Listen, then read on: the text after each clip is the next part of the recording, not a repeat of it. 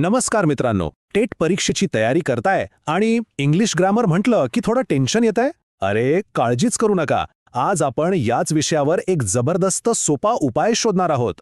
मला माहितीये, इंग्रजी व्याकरणाचा अभ्यास करताना ते सगळे नियम, ते अपवाद आणि शब्दांची गर्दी यात हमखास गोंधळ उडतो, बरोबर ना? पण आता घाबरायचं काहीच कारण नाही. यावर मात करण्यासाठी आपल्याकडे खास मास्टर की आहे. आणि तो उपाय आहे ही एक मास्टर की. आणि ही चावी म्हणजे दुसरं तिसरं काही नसून पार्ट्स ऑफ स्पीच. फक्त विचार करा, एकदा का हे 8 भाग तुमच्या हातात आले ना, की इंग्रजी व्याकरणाचं कुठलंही अवघड कुलूप तुम्ही अगदी सहज उडू शकाल. चला तर मग अजिबात वेळ न घालवता आपण आपली ही मास्टर की बनवायला सुरुवात करूया, एक एक भाग जोडून. तर आपला चावीचा सगळ्यात पहिला आणि महत्त्वाचा भाग आहे नाऊन, म्हणजेच आपलं नाम. आता बघा, जगातल्या प्रत्येक गोष्टीला एक नाव आहे, बरोबर? मग ते कुठल्याही व्यक्तीचं असो, जागेचं असो, वस्तूचं असो किंवा अगदी आपल्या भावनांचं. हेच नाव म्हणजे नाऊन. अगदी सोपं. आता नाऊनचे सुद्धा प्रॉपर, कॉमन असे वेगवेगळे प्रकार आहेत ज्यावर परीक्षेत हमखास प्रश्न येतात. पण त्या खोलात जाण्याआधी आपण हे 8ही पार्ट्स ऑफ स्पीच व्यवस्थित समजून घेऊ. एकदा पाया पक्का झाला की इमारत मजबूतच होणार. उदाहरणार्थ, राम एका व्यक्तीचं नाव, मुंबई झालं एका जागेचं नाव, रिव्हर म्हणजे नदी, ही झाली एक वस्तू किंवा गोष्ट, आणि करेज म्हणजे धैर्य, ही झाली एक भावना. हे सगळेच्या सगळे शब्द नाउन्स आहेत. आपल्या चावीचा दुसरा भाग आहे प्रोनाऊन, म्हणजेच सर्वनाम. आता विचार करा, प्रत्येक वेळी तेच नाव वापरलं तर ऐकायला कसं तरी वाटेल ना? म्हणून नामाची ही पुनरावृत्ती टाळण्यासाठी जे शब्द आपण वापरतो तेच असतात प्रोनाऊन.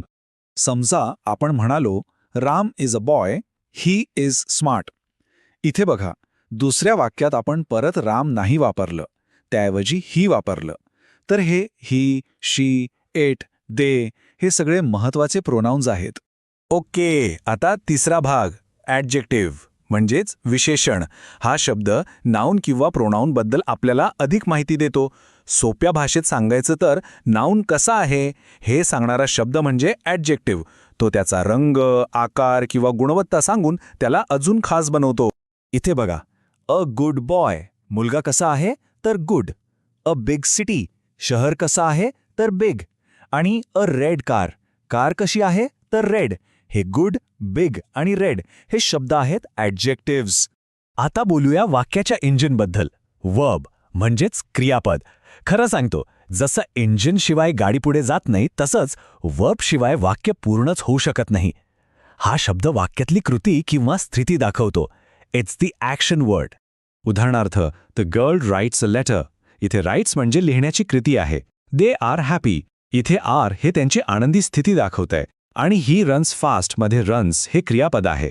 आपला पाचवा भाग आहे ॲडवर्ब, म्हणजेच क्रियाविशेषण. हा शब्द वर्बबद्दल म्हणजे क्रियेबद्दल अधिक माहिती देतो. अगदी सोप्या भाषेत सांगायचं तर क्रिया कशी झाली, केव्हा झाली किंवा कुठे झाली हे सांगणारा शब्द म्हणजे ॲडवर्ब.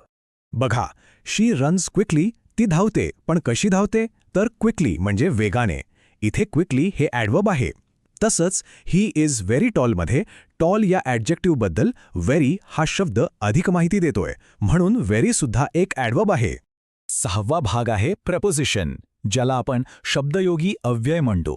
हे छोटे छोटे शब्द नाऊन किंवा प्रोनाऊनचा वाक्यातल्या दुसऱ्या शब्दांशी काय संबंध आहे हे दाखवतात. म्हणजे एखादी वस्तू कुठे आहे किंवा एखादी घटना केव्हा घडली. इन, ऑन, ॲट, अंडर ही सगळी त्याची उत्तम उदाहरणं आहेत. सातवा भाग आहे कंजंक्शन, म्हणजेच उभयान्वयी अव्यय. याला तुम्ही व्याकरणातला फेविकॉल समजू शकता. याचं काम आहे दोन शब्द किंवा दोन वाक्यांना जोडणं. अँड, बट, ऑर हे तर आपण नेहमीच वापरतो, नाही का? आणि आता आपल्या मास्टर कीचा शेवटचा 8वा भाग इंटरजेक्शन, म्हणजेच केवल प्रयोगी अव्यय. आपल्या मनात अचानक ज्या भावना येतात ना, जसं की आनंद, दुःख, आश्चर्य, त्या व्यक्त करणारे शब्द म्हणजे इंटरजेक्शन. जसं की वाव, अलास, ओ. आणि एक गोष्ट लक्षात ठेवा, यांच्यापुढे नेहमी उद्गारवाचक चिन्ह म्हणजे एक्सक्लेमेशन मार्क असतो.